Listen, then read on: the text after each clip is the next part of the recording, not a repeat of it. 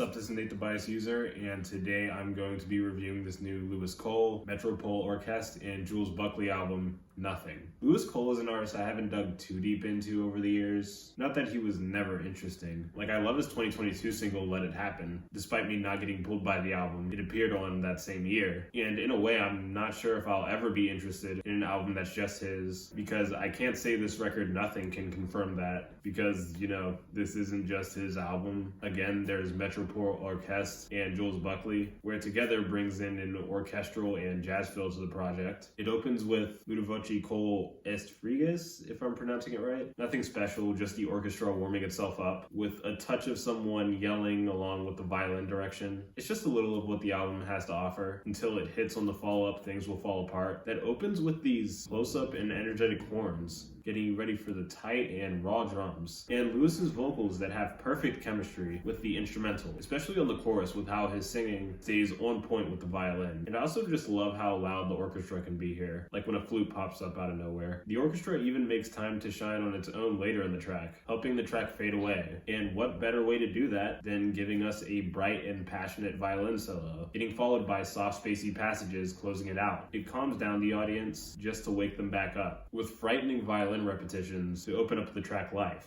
And that continues while it gets a pulse by the fast skipping jazz drum and bass. And we get vocals that are quite robotic, and purposefully so, when you consider the second layer and difference in production. The performance kind of comes off as acting. And there is actually singing, by the way. We just need to enter the chorus, where there's breezy, fuzzy synths traveling while interacting well with Lewis's vocals. And when it's not the vocals, we get a horn solo, adding more to the already established excitement of the track. Excitement that sadly dies down on the orchestra only It All Passes, and I guess momentum is gained a little bit on the follow-up Cruisin for P in its soft jazz approach you would hear Frank Sinatra sing over. It's still not enough to re-establish the energy of what was heard before in the previous hard-hitting rawness. And while I can't say these tracks are bad, they have its enjoyability, but having these tracks that decide to only focus heavily on the orchestra instead of its chemistry with the stuff that raises the roof results in an inconsistent listen overall, because, spoiler alert, we do get more orchestra-only pieces that could easily be interludes if we got less, but there is a lot, and we just have to deal with those moods going back and forth. To be fair though, there are things that I like on the orchestral side, and things I'm not all that crazy about on the hard-hitting end. I'll get to them soon enough, but for now I'll talk about A Pill in the Sea. A bit of a long one, catchy vocals and the fast-popping drums and hard-hitting bass drum does great at showing the amount of space the production has. It's a fun track that once again gets its mood killed by a long orchestral piece, but it's hard to complain about considering the way it leads to Who Cares 1, a track that, despite being no more than 2 minutes, is one of my favorites due to how soulful the vocal repetition of the title is, with the breezy psychedelic guitar. It's amazing yet so simple, which makes me wonder why Who Cares 2 was trying so hard. It's more orchestra-centered, giving us an adventurous violin performance with the same vocal repetition as 1, but then it starts to get crazy loud and over the top, with it clearly having the intentions of being frightening, but it's really just annoying. To be honest, the lack of appreciation I had with the loudness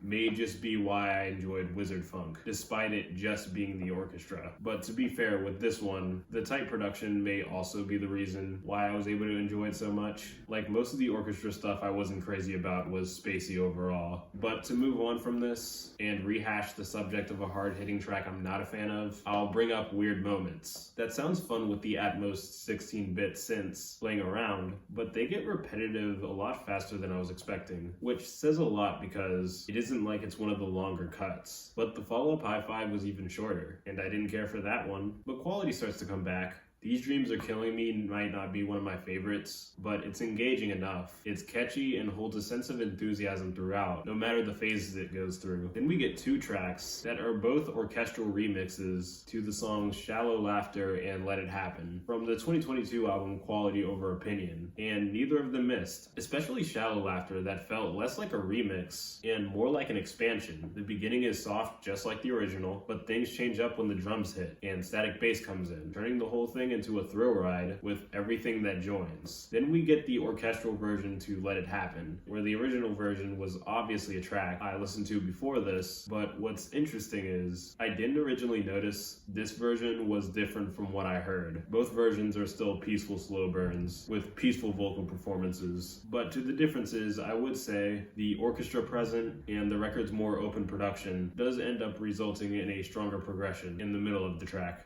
I'm not going to go and say one mix is better than the other, especially since, again, I thought they were both the same. But now that I see the differences, I don't think either should be replaced. Enjoy both Let It Happens. Then we enter our final orchestral piece, Doesn't Matter, that does not let go. This track is 11 minutes long, which might not sound like something I'm in favor of due to how much I've expressed. I wasn't all that into the orchestra-only side to the album, but I'll admit I do find this track to be the better of that, especially with the grand rise of violin around the end. But on the other end, the beginning was kind of boring, and I guess what was able to make this track as enjoyable as it was is how much time the song had to be enjoyable, giving a good amount of wiggle room. Unlike the closer that was just a quick, cold piano ballad, wasn't much to take home. But I'm just glad this wasn't the case for the entire record. Lewis Cole, Metropole Orkest, and Jules Buckley managed to put together great fusions of orchestral sounds and hard-hitting jazz, while experimenting in other areas of music in the process, even if it's not all done on every track. You know, I do enjoy this record overall, but I'm still hoping whatever's done here that made this record nothing so exciting and unique can be done more consistently in the future. I'm gonna give this album a 6.6. Like, subscribe, comment how you feel, or give a suggestion.